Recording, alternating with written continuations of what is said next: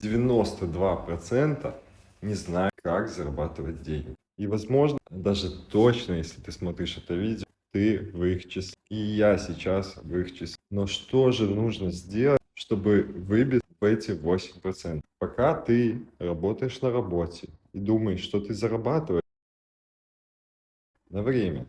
Вот и все. А чтобы выбиться в те 8%, надо, чтобы деньги работали на тебя. Тебя с детства учили, ходи в школу, устройся на нормальную работу, отучи, и будет у тебя нормальная жизнь.